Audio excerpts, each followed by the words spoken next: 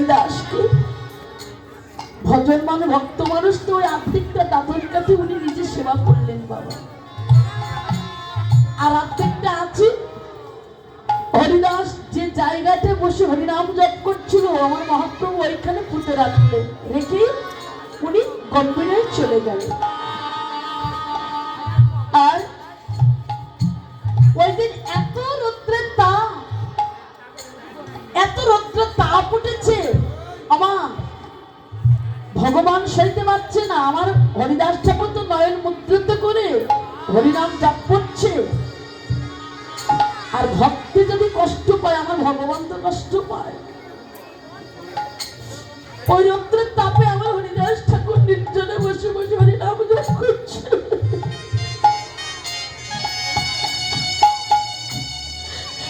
আমার ভগবান সইতে পারছে না বাবা।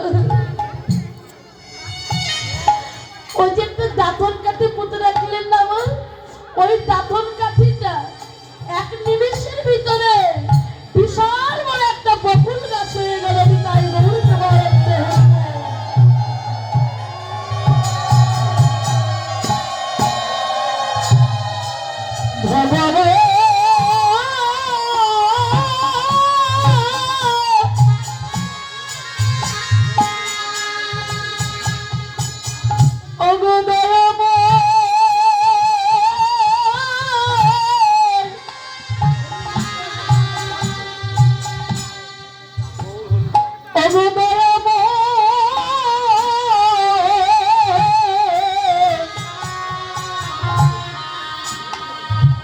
তুমি যে কাঙালের অবতারে অবতার ভগবান,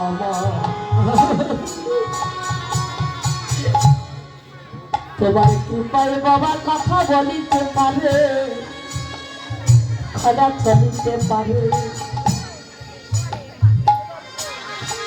ভগবান কিনা করিতে পারে, সে যে বড় দয়াময় গৌর হরি আমার। ভগবান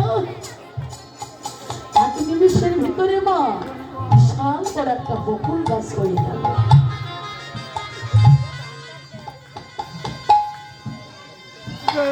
ওই বকুল গাছের পাতাগুলো মা ডালপালা সবকিছু আমার হরিদাসের দিকে নিচু হয়ে রইলেন। কেন?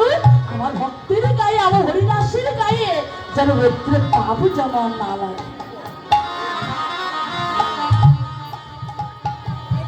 আচ্ছা, হঠাৎ বিশাল রৌদ্রের তাপমা, এই রোদের তাপের ভিতরে হঠাৎ যদি ছায়ায় পরিণত হয়ে যায়, যেমন অন্ধটা ছায়া ঠান্ডা হয়ে যায় না বাবা?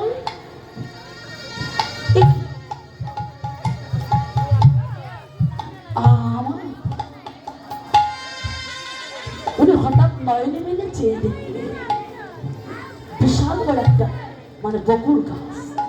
কিভাবে হলো? আমি যে জায়গাতে বসে হরিনাম জপ করছিলাম, এখানে তো খোলামোলা মাঠ, কোনো গাছপালা তো না।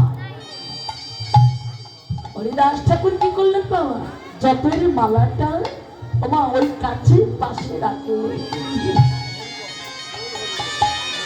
জপের মালাটা ওখানে পাশে রেখে উনি চলে গেলেন ধীরে ধীরে গম্ভীরায় আমার গৌরহরির কাছে।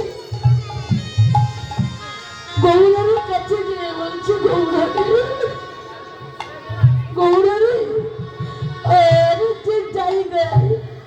যে জায়গাটায় বসে বসে আমি হরিনাম জপ করছিলাম, সেখানে তো কোনো গাছ ছিল না গৌরহরি, কিন্তু এই গাছটা কিভাবে হলো বলো গৌরহরি?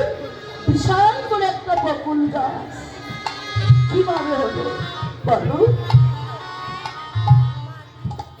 গৌরহরি বলে, হরিদাস তুমি কি জানো না, জগতে ভক্ত যদি কষ্ট পায়,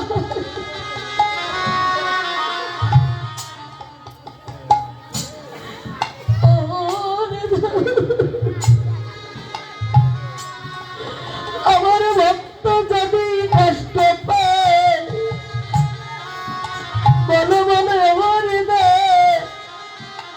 আমার আমার মধুর কৃষ্ণ